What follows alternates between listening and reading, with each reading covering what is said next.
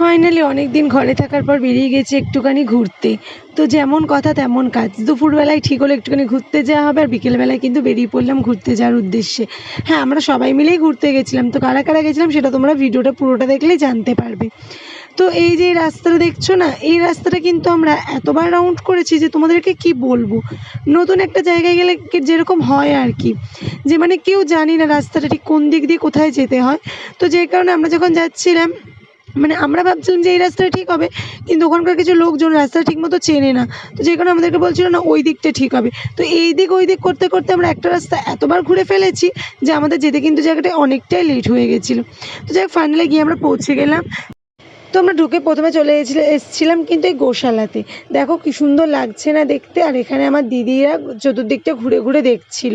তো এই দেখো ইস্কন মন্দিরের সামনেটা কি সুন্দর লাগছে না দেখতে। এখন কিন্তু লোকজনের খুব একটা ভিড় নেই, আর একটু সময়টা যাক অনেকটা ভিড় হয়ে যাবে। তোমরা সেটা ভিডিওটা দেখলেই বুঝতে পারবে। তো এখানে আমার দিদিরা কিছু ফটো তুলছিল, সেই ফটোগুলো আমি তুলে দিচ্ছিলাম। তো এখানে আমার অনা ফটো তুলছিল, আর পাশেই কিন্তু আমার মেজদির ছেলেও ফটো তুলছিল, যে ফটো তুলে দিচ্ছিল আমার জামাইবাবু। তো এখন কিছু কিছু লোকজন হয়েছে।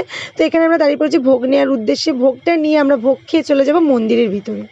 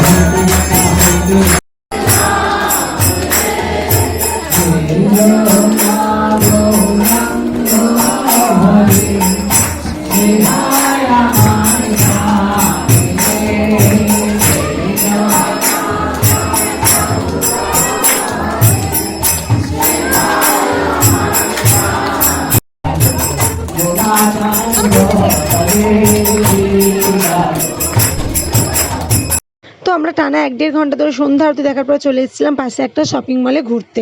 তো দেখো এখানে এসে এক্সিলেটর করে আমরা উঠছিলাম উপরের কাউন্টারে, কিন্তু অনা ভয় আর উঠলো না, ও চলে গেল। আর মেজদের আমি কিন্তু উঠে গেছিলাম। আর অনার ছেলেও খুব ভয় পাচ্ছিলো, তো সেই কারণে অনা আরও বিশেষ করে ওঠেনি। তো উপরে অনেক কিছুই ছিল, যেমন এখানে বার ছিল, রেস্টুরেন্ট ছিল, কফি শপ ছিল, ফুড কাউন্টার ছিল, আরও অনেক কিছু ছিল। তো যেই কারণে ঘুরতে খুবই ভালো লাগছে চতুর্দিকটা। তো ওখানে ঘোরাফেরা করার পরে চলে গেছিলাম আমরা পাশে এক জায়গায় মোমো খেতে। তো এখানে আমাদের মোমোটা দেখো স্টিমে দেওয়া ছিল, তো সেটাই ফ্রাই করে দিচ্ছিল।